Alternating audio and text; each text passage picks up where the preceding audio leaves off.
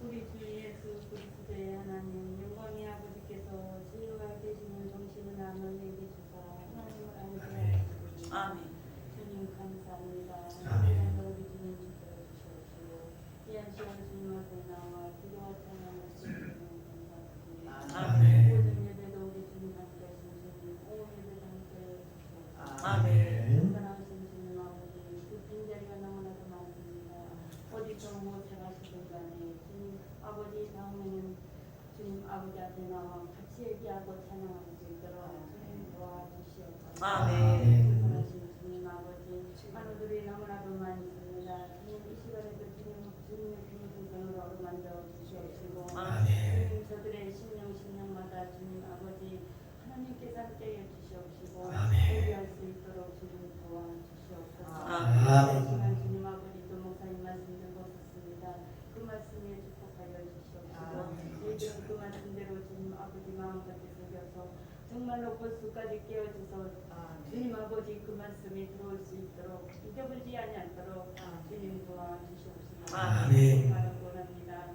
사랑하신 주님 아버지 우리 반입재단 주님 불쌍히 보시옵시고 또 성령으로 함께하여 주시옵소서. 기도하는 재단이 될 수 있도록 주님 함께하여 주시옵시고 아멘. 열심을 내어서 기도해야 될 텐데 그러지 못하고 주님 아버지 세상만 생각하고 세상뿐만 생각하고 있습니다. 그렇지만 주님 이 시간 주님 용서하여 주시옵시고 더욱더 믿음으로 함께하여 주시옵시기를 아멘. 바라오며 우리 주 예수 이름으로 드리겠습니다. 아멘.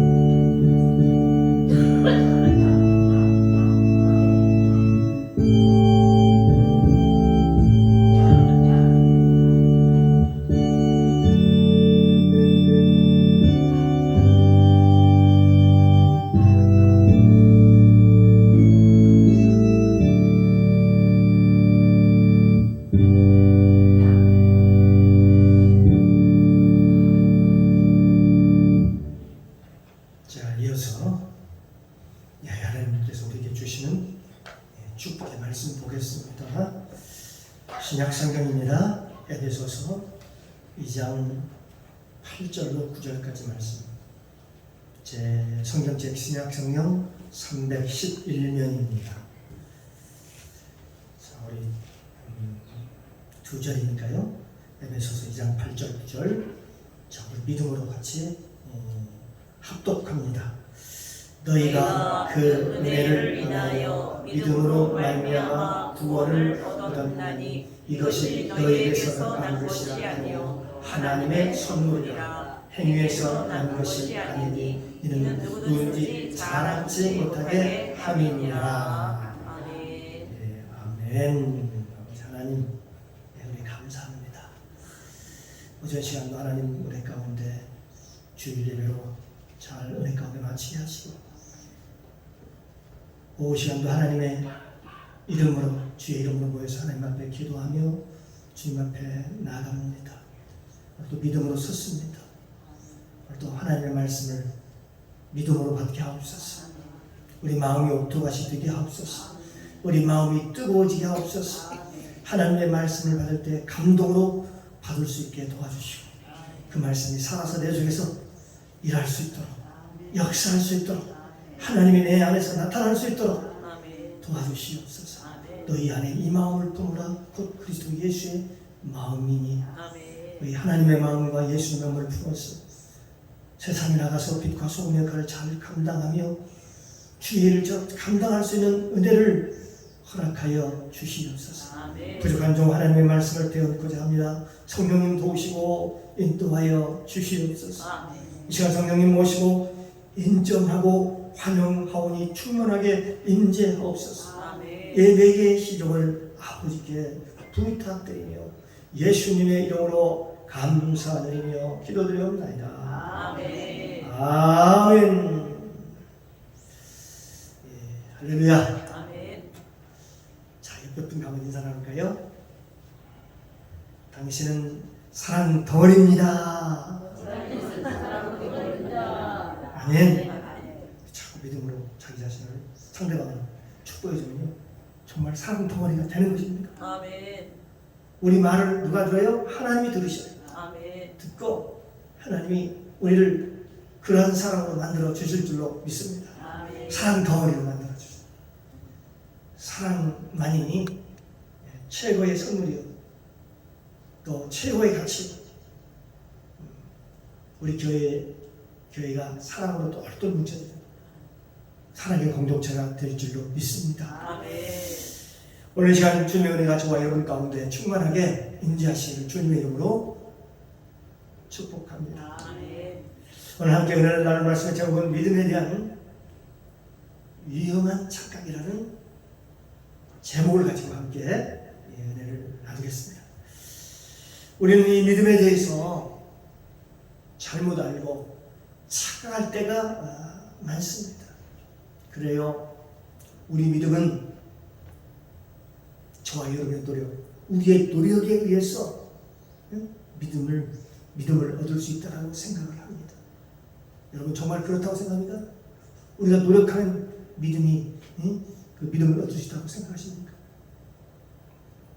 근데 성경에 보면요, 너희가 그 은혜를 인하여 믿음으로 말미암아 구원을 얻다니 이것이 너희에게서 나는 것이 아니요 하나님의 선물이다.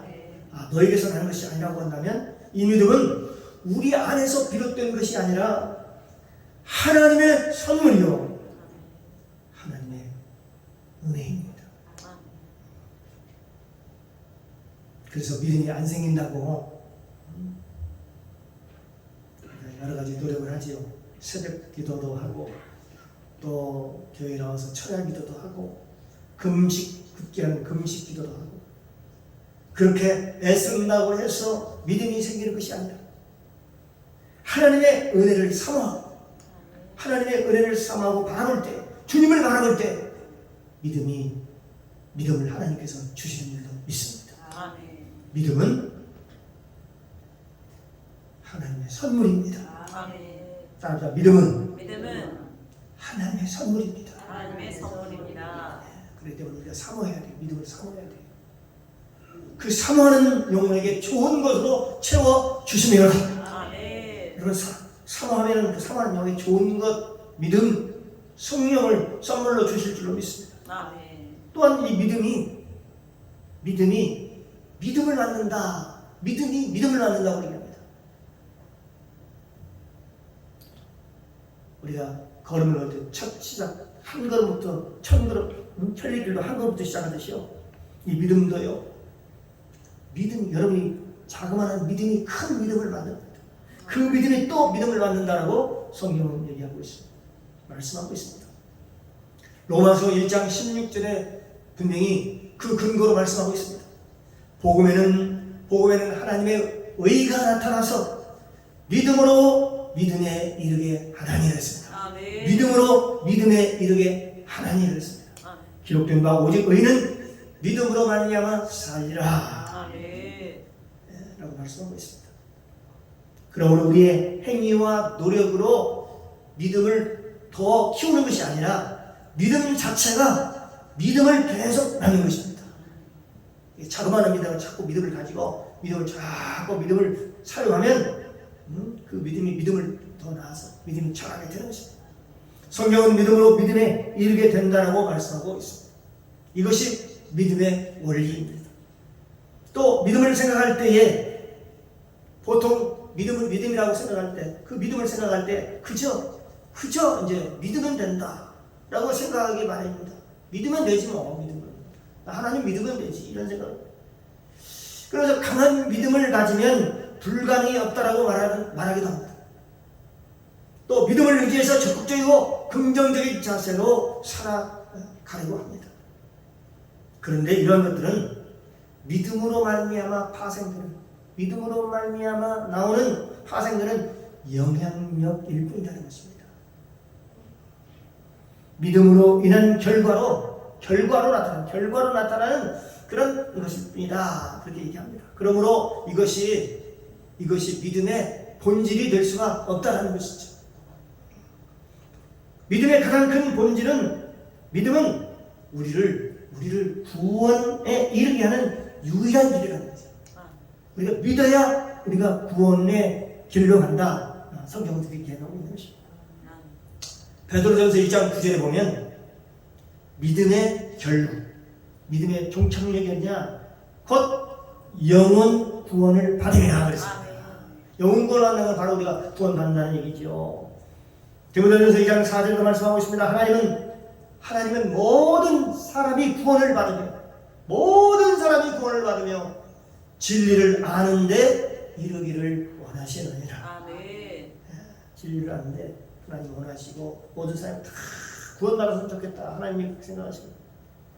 믿음이란 과연 무엇일까요?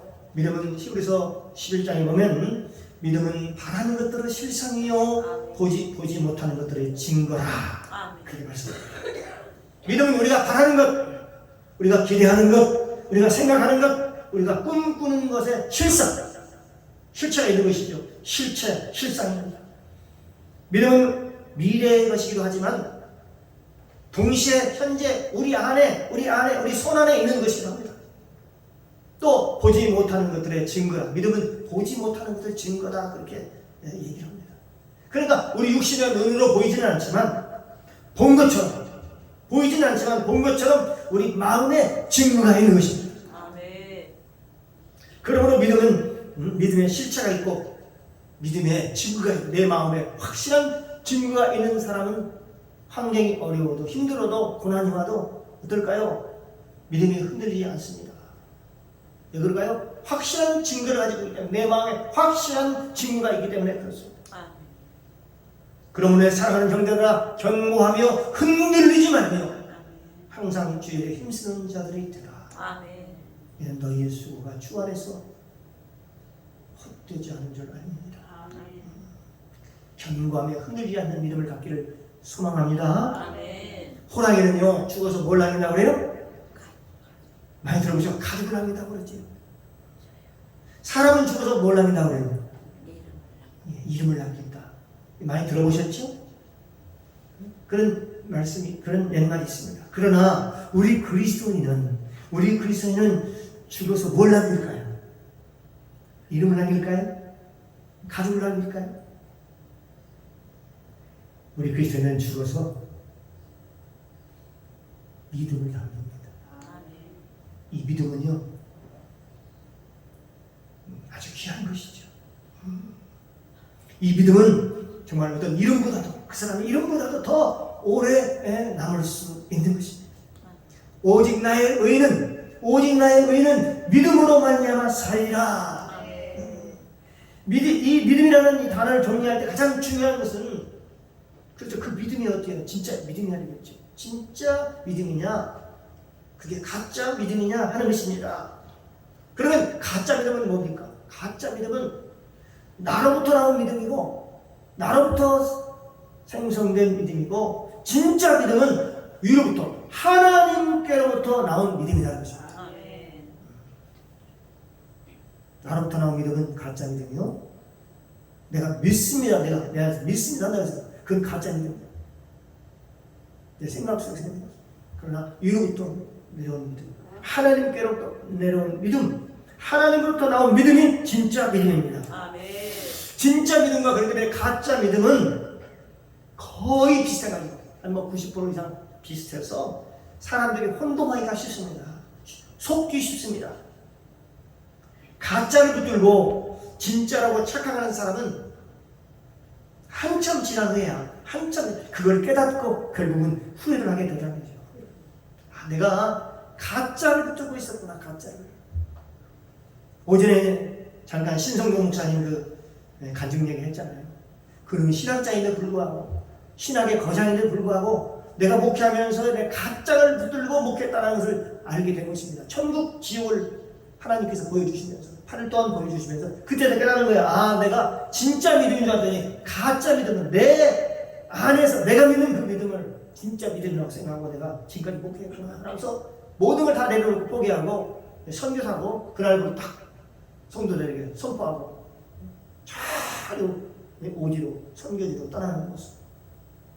왜? 그는 천국을 봤기 때문에, 천국이 믿어지기 때문에 그렇습니다. 그러나 진짜 믿음을 가진 사람은 어떨까요? 아름다운 열매를 맺습니다. 삶 가운데서 아름다운 열매를 맺어요. 응? 만나서도 사람과의 관계에서도 교회 안에서 밖에서도 응?